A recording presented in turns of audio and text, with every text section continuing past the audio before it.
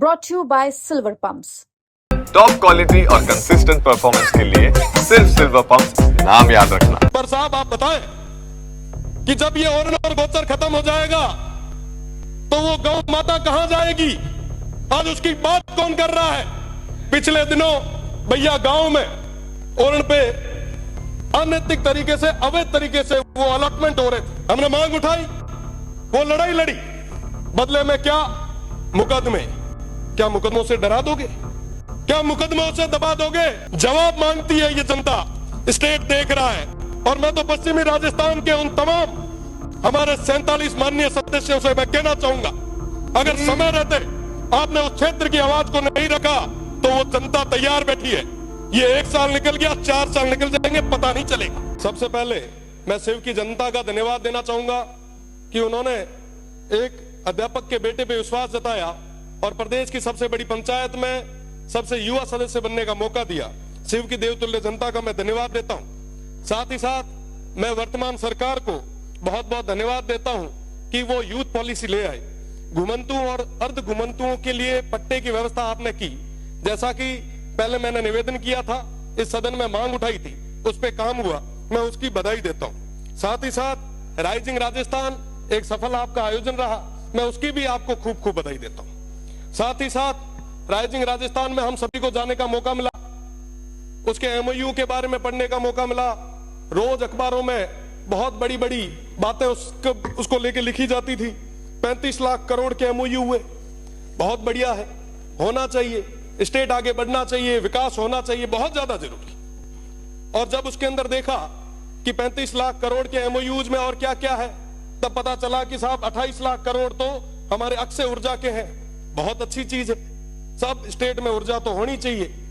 अगर आप वेस्टर्न राजस्थान से ऊर्जा उत्पादित कर रहे हो, ये तो वाकई बहुत बड़ी चीज है, मैं इसके लिए धन्यवाद देता हूं। पर साहब इसकी कीमत कौन चुका रहा है? इसकी कीमत आज के समय में वो सीमांत के लोग चुका रहे हैं। उस अक्षय ऊर्जा के नाम पे आप जितनी भी बिजली जनरेट कर रहे हो, आप बताएं कि इस स्टेट को क्या मिल रहा है उसके बदले?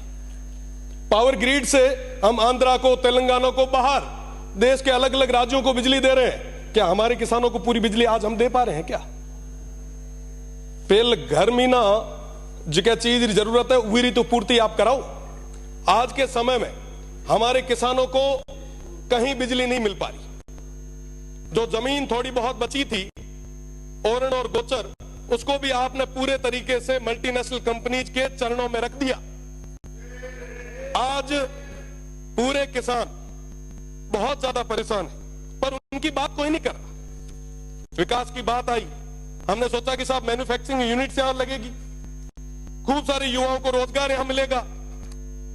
कई सारे लोगों ने तो कहा कि साहब विकास तो आपके वेस्टर्न राजस्थान में बरस जाएगा, आप देखो क्या होता है।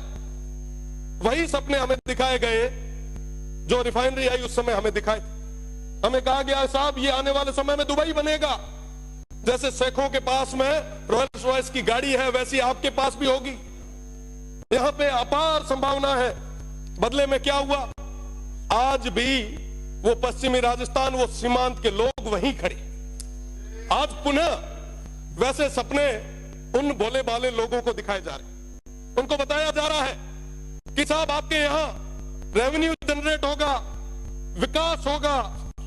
साहब सौर ऊर्जा का जो एक प्लांट लगता है ना, लगने के बाद में 2 गार्ड के अलावा तीसरा आदमी नहीं लगता हुआ। और रही बात दूसरी, पहले वो प्लेट साफ करने के लिए एक आधा कोई आदमी लगाया करते थे, आजकल तो उसका भी रोबोट आ गया।